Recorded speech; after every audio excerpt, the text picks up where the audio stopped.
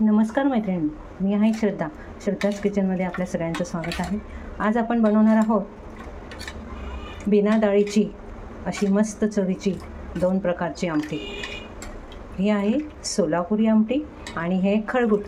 तर ह्या दोन्ही पद्धतीच्या आमट्या ज्या आहेत त्या ह्या चवीला एकदम सुंदर लागतात. तर नक्की तुम्ही ट्राय करून बघा. तर चला बघूया आपण पूर्ण व्हिडिओ. तर बनवूया सोलापुरी आमटी. त्यासाठी आपण कढई गरम करायला ठेवली आहे. आपली कढई चांगली गरम झाली आहे. तर कढईमध्ये आपण साधारण 2 चमचे तेल ओतून घेतले आहे. त्यामध्ये आपल्याला आता फोडणी तयार करायची आहे. फोडणीसाठी आपण 1 चमचा राई टाकली आहे. राई चांगली आपल्याला फुटेपर्यंत वाट बघायची, कारण फुटली नाही तर ती कडसर लागते. तर आपली आता राई फुटत आहे बघा. राईचा चांगला तडतडल्याचा आवाज येतो. त्यामध्येच आपण टाकणार आहोत अर्धा चमचे जिरे. तेही चांगलं झालं की आपण छान मस्त कढीपत्ता टाकणार आहोत. कढीपत्त्याचा स्वादही एकदम सुंदर लागतो. त्यानंतर मी हे बारीक चांगले कापून घेतलेला लसणाचे 4-5 पाकळ्या आहेत. हे आपण आपल्याला यामध्ये टाकून घ्यायचे. चांगले लालसर होईपर्यंत आपण हे परतून घेणार आहोत. याचा सुवास तर एकदम सुंदर येतो, कारण ज्यावेळेस आपण फोडणी करतो ती फोडणी जर पूर्ण छान तयार झाली तर आपल्या फोडणीचा सुगंध एकदम छान येतो. आणि आता आपण लसूण चांगला परतून घेत आहोत. लसूण चांगला थोडासा लालसर झाला की बघू शकता तुम्ही आपला लसूण छान लालसर झाला आहे. आता लसूण लालसर झाला की त्यामध्येच आपल्याला साधारण 2 चमचे मिरची पावडर टाकायची आहे. गॅस आपण एकदम बारीक करून घेतला आहे. आणि त्याचमध्ये आपल्याला थोडा काळा मसाला टाकायचा आहे. हा जर काळा मसाला आपण सोलापुरी पद्धतीचा जर काळा मसाला टाकला तर आपली आमटी एकदम सुंदर छान होते. आता ह्यामध्ये जो शेंगदाण्याचा कूट मी तयार करून घेतला तो शेंगदाण्याचा कूट टाकून घेतला आणि हे छान आपल्याला परतून घ्यायचं आहे एकदम सुंदर. जेवढं आपण हे परतू त्या पद्धतीने आपले हे. त्याचबरोबर बारीक चिरलेली कोथिंबीर पण मी याच्यात टाकली, कारण कोथिंबीर जर आपण फोडणीमध्ये टाकली तर त्याचा जो सुवास असतो तो सुवास एकदम सुंदर येतो. आपल्याला जर चटणी तयार करायची असेल तर हाच शेंगदाण्याचा कूट थोडासा जाडसर तयार करायचा आणि त्यामध्ये आपण टाकून घ्यायचं, तर छानपैकी चटणी तयार होते. मी गरम पाणी जे करून ठेवलं होतं ते गरम पाणी ह्यामध्ये मी आता टाकून घेतलं आहे. आता आपल्याला ह्यामध्ये अजून मीठ टाकायचं आहे. चवीनुसार आपण मीठही टाकून घेणार आहोत. आणि याची अशी एकदम मस्त छान अशी उकळी येईल ह्या पद्धतीने आपण हे उकळी येऊ द्यायची आहे. जर आपण ह्या आमटीला खूप छान असं तेल टाकलं तर एकदम तर्रीदार आपली आमटी तयार होते. बघू शकता तुम्ही याचा रंगही खूप छान येतो. आणि जर तुम्हाला थोडी दाटसर जर आमटी हवी असेल तर अजून आपण याच्यामध्ये शेंगदाण्याचं कूट टाकू शकतो. पण साधारण ह्या पद्धतीचे जसे आपण आमटी तयार करतो त्याच पद्धतीने आपल्याला ही छान आमटी तयार होते. आता ह्यामध्ये आपण अजून वरतून छान अशी कोथिंबीर टाकून घ्यायची आहे. आणि एक छानपैकी याला उकळी आली की आपली ही मस्त आमटी तयार होणार आहे.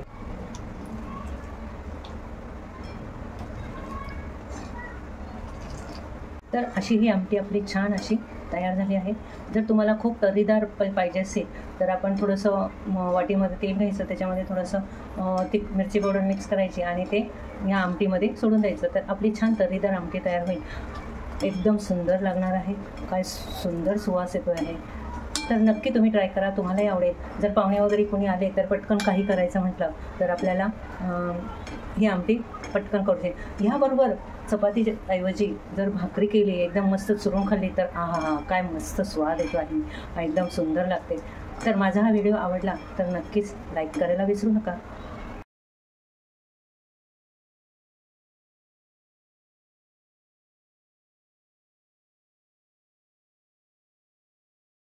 आता आपण बनवूया खळगुट.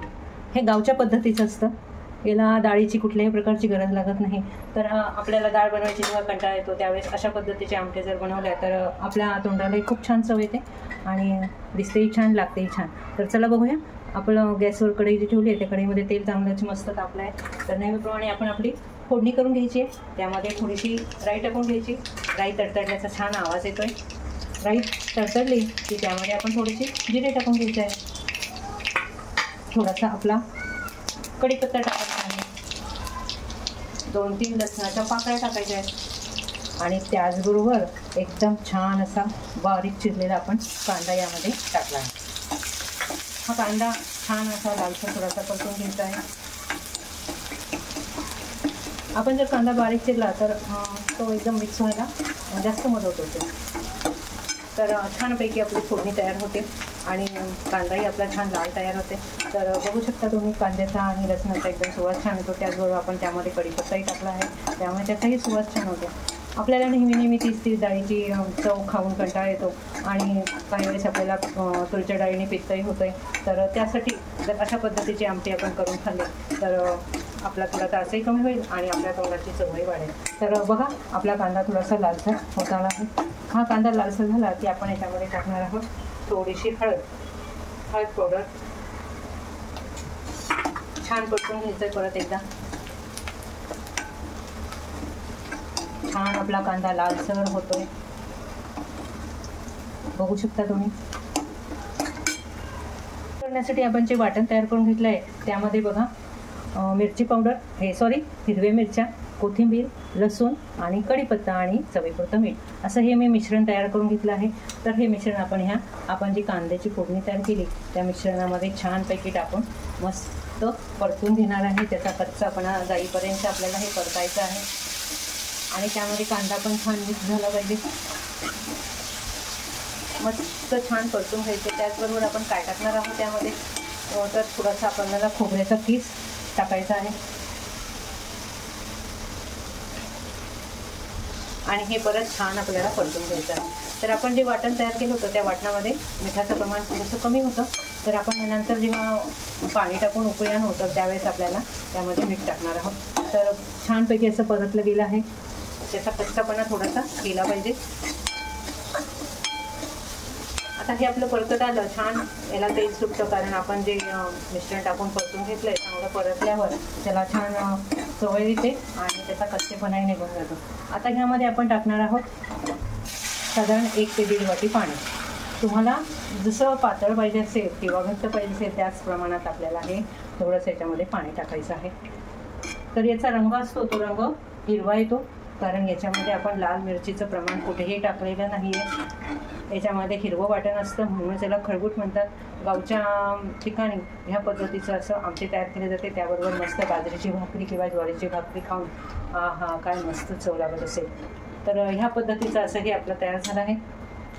आता त्यामध्ये मी थोडेसे आपले मटार टाकणार आहे. तर साधारण थोडेसे अगदी घेतले, जास्त नाही, कारण नाहीतर आपली ती मटारची भाजी तयार होईल. आपल्याला तर आमटी तयार करायची आहे म्हणून थोडेसेच आपल्याला त्यामध्ये मटार टाकायचे आहे आणि छान 1-2 उकळ्या काढून घ्यायच्या आहेत. त्यानंतर आपण याच्यामध्ये मीठ टाकणार आहोत आणि वरतून कोथिंबीर टाकणार आहोत. कोथिंबीरची चव तर एकदम सुंदर लागते.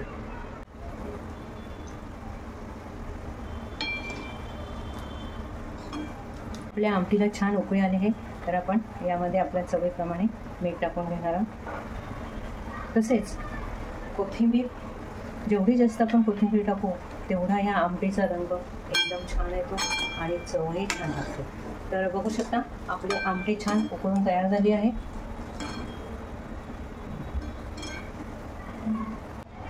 माझा हा व्हिडिओ बघत असताना तुम्हाला जर आवडला तर लाईक करायला विसरू नका आणि तुम्ही ही आमटी करून बघा, तुम्हालाही आवडेल आणि कशी लागली तेही सांगा.